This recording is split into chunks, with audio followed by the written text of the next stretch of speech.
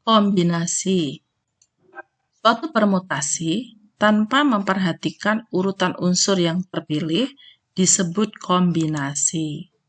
Secara umum, kombinasi R unsur dari N unsur yang diketahui, di mana R lebih kecil sama dengan N, itu ditulis atau dinotasikan sebagai CNR, yaitu perhitungannya adalah N faktorial dibagi oleh penyebutnya R faktorial dikali N dikurangi R faktorial.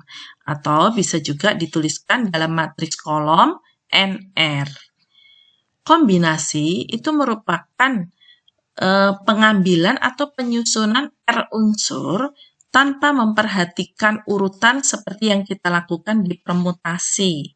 Di permutasi, AB tidak sama dengan BA karena memperhatikan posisi atau urutan.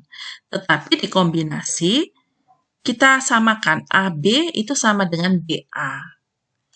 Jadi, kombinasi itu juga merupakan permutasi, tapi tanpa urutan unsur yang dipilih.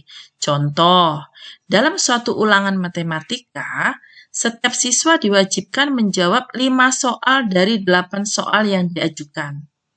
Berapa banyak pilihan untuk menjawab soal tersebut? Dalam kasus ini, urutan nomor-nomor soal itu diabaikan. Jadi, memilih 5 soal dari 8 soal itu tidak perlu urutannya mesti nomor berapa.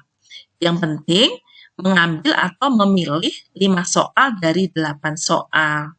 Jadi ini adalah masalah kombinasi, yaitu menyusun R unsur dari N unsur tanpa memperhatikan urutan.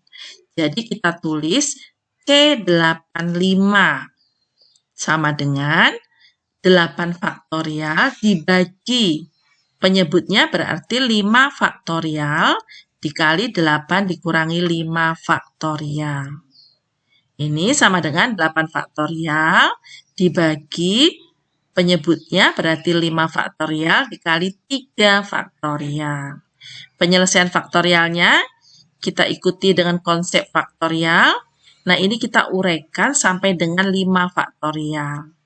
Maka 5 faktorial nanti bisa dicoret sehingga hasilnya 8 kali 7 kali 6 dibagi 3 faktorial itu kita uraikan atas 321. Maka 321 itu kan 6, coret. Hasilnya adalah 8 kali 7 sama dengan 56. Jadi terdapat 56 cara untuk menjawab soal tersebut. Kita masuk contoh lain. Diketahui himpunan A terdiri dari A, B, C, D, E. Berarti ada 5 unsurnya di sini 5. Hitunglah banyak himpunan bagian dari A yang beranggotakan 3 unsur, lebih atau sama dengan 4 unsur, paling banyak 3 unsur. Maka pembahasannya kita buat sebagai berikut. Diketahui N sama dengan 5.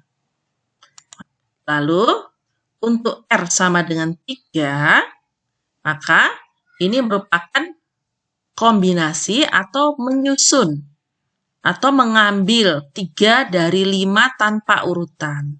Jadi ini C53. Berarti 5 faktorial dibagi, ini penyebutnya berarti 3 faktorial dikali 5 dikurangi 3 faktorial. Hasilnya ini 5 faktorial dibagi 3 faktorial kali 2 faktorial. Nah, ini kita uraikan sampai dengan 3 faktorial supaya bisa dicoret. Maka tersisalah 5 kali 4 per 2 faktorial, itu 2 kali 1, hasilnya 10. Jadi ada 10 cara atau ada 10 himpunan bagian yang terdiri dari 3 unsur yang diambil dari himpunan A. Jadi banyaknya himpunan bagian dari A yang beranggotakan 3 unsur adalah 10. Kemudian untuk R lebih besar sama dengan 4 atau lebih.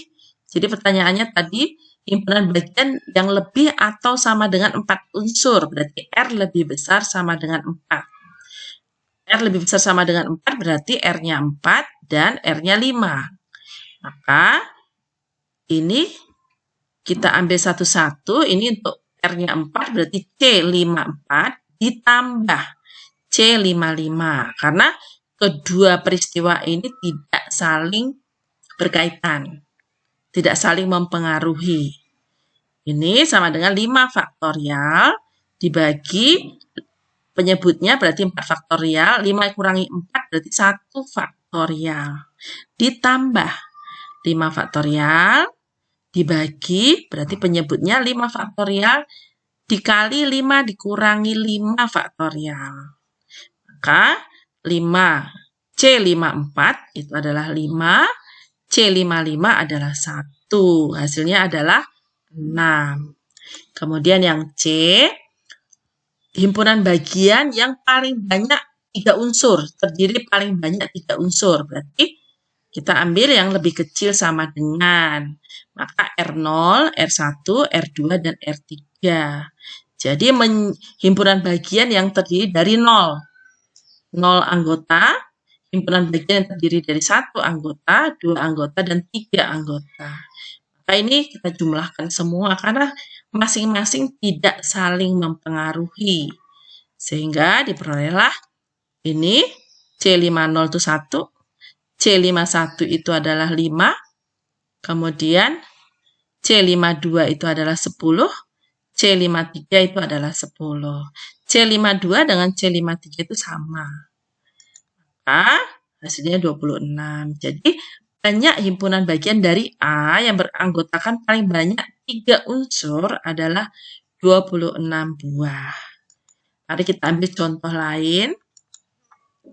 Dalam sebuah kotak terdapat 7 kelereng merah dan 4 kelereng putih.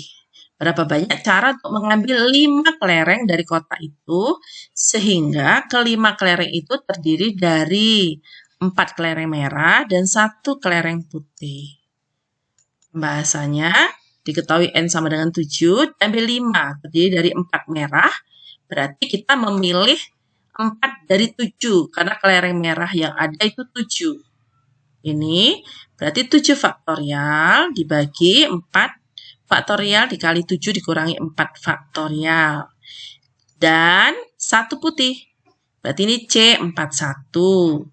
Ini 4 faktorial dibagi 1 faktorial dikali 4 kurangi 1 faktorial. Nah, merah dan putih di sini ini saling mempengaruhi. Karena ini ada di dalam 5, R5. Maka ini penyelesaiannya adalah sebagai berikut. Jadi banyaknya cara mengambil ini harus dikalikan. Coba nanti bedakan kapan dia ditambahkan dan kapan dikalikan. Dalam hal ini pengambilan 5 terdiri dari 4 dan putih ini saling mempengaruhi. Sehingga harus dikalikan. Ini hasilnya tadi C74 itu adalah ini. Kita uraikan sampai 4 faktorial. Kemudian C41 itu adalah 4. Maka dihasilkanlah 140.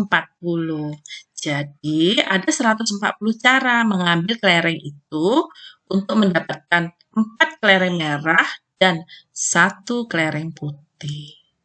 Untuk lebih memahami tentang kombinasi, bisa mengerjakan soal di LKS 7 pada halaman 42-43 buku Matematika Wajib 3B karangan Sukino.